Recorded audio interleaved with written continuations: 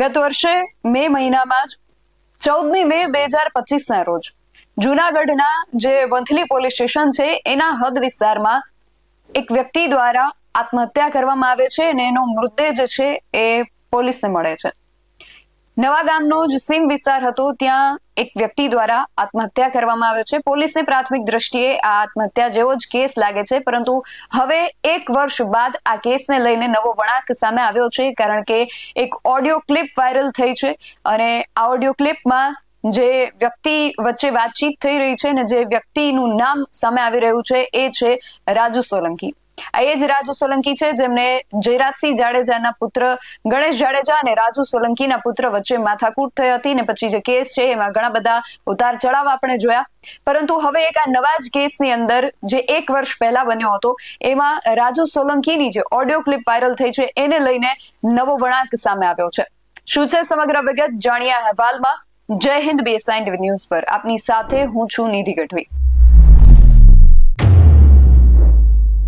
ગત વર્ષે 14મી મે 2025ના રોજ વંથલી પોલીસ સ્ટેશનનો જે હદ વિસ્તાર છે ત્યાં લઘુમતી સમાજના એક આધેડ આત્મહત્યા કરી લે છે.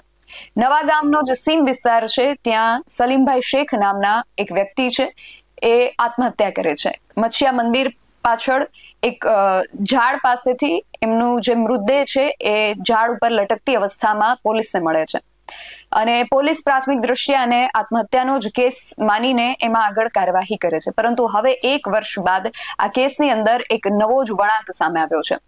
એક ઓડિયો ક્લિપ વાયરલ થઈ છે.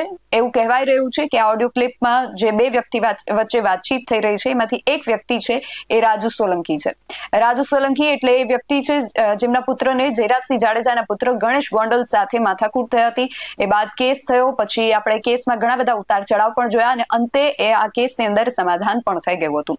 પરંતુ હવે રાજુ સોલંકીનો આ જે ઓડિયો ક્લિપ વાયરલ થયો છે એમાં એવા આક્ષેપ આ ઓડિયો ક્લિપ પરથી કરવામાં આવી રહ્યા છે કે જે મુસ્લિમ આધેડ દ્વારા આત્મહત્યા કરવામાં આવી એ કદાચ આત્મહત્યા નથી, એ હત્યા છે અથવા તો આત્મહત્યા માટે ઉશ્કેરણી હોઈ શકે છે. સૌથી પહેલા તો આ જે વાયરલ ઓડિયો સામે આવ્યો છે એ સાંભળો, પછી આગળ વાત કરીએ.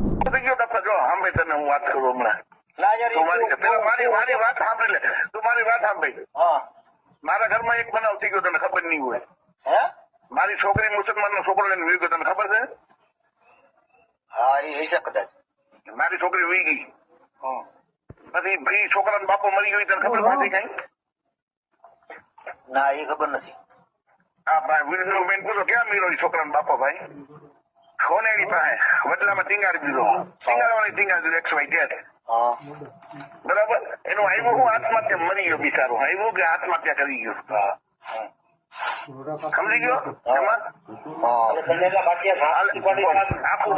તો આ ઓડિયો વાયરલ થયા બાદ હવે આ કેસની અંદર નવો જ વળાંક સામે આવ્યો છે. હવે પ્રશ્ન એ ઉભો થયો છે કે આ ખરેખર આત્મહત્યા છે કે પ્રી પ્લાન્ડ મર્ડર છે. એ દિશામાં હવે પોલીસે પણ તપાસ હાથ ધરી છે.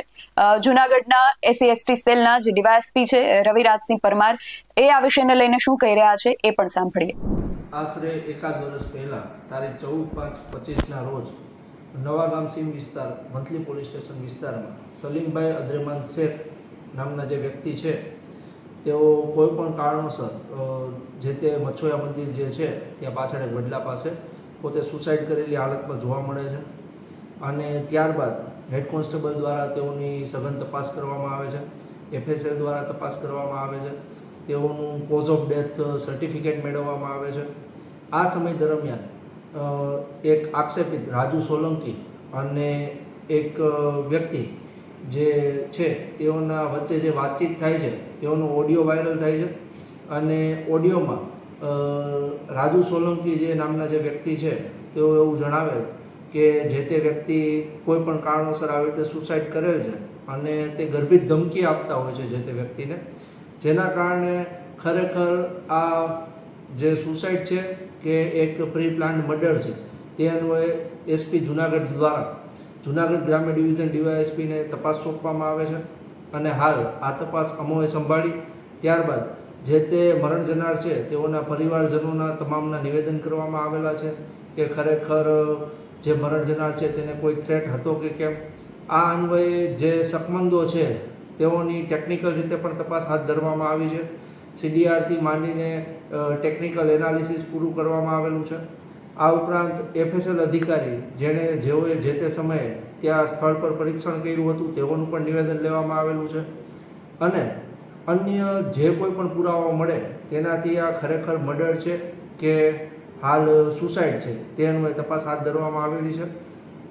આ મીડિયાના માધ્યમથી હું એક જાહેર જનતાને અપીલ કરવા માગું છું કે જો કોઈ પણ વ્યક્તિ પાસે આ ઘટનાને સંલગ્ન કોઈ પણ પુરાવા મળી આવે તો તેઓ નિર્ભયપણે અમારી કચેરીનો સંપર્ક કરી શકે છે અને જે તે વ્યક્તિ કોઈ પણ માહિતી આપશે તો તેની માહિતી અને તેઓનું નામ તદ્દન ગોપનીય રાખવામાં આવશે, જેની બાંયધરી આપવામાં આવશે. તો પોલીસે પણ સમગ્ર મામલે હવે નવા જ એંગલ સાથે તપાસ હાથ ધરી છે. હવે જોવું એ રહેશે કે તપાસના અંતે શું બહાર આવે છે.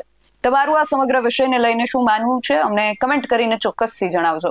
આવા જ વધુ અહેવાલો સાથે મળતા રહીશું. તમે મારી YouTube ચેનલને સબસ્ક્રાઇબ કરવાનું અને અમને Facebook અને Instagram પર ફોલો કરવાનું ભૂલશો નહીં. બાકી અવનવી અપડેટ્સ માટે આપ જોતા રહો BSN TV ન્યૂઝ. નમસ્કાર.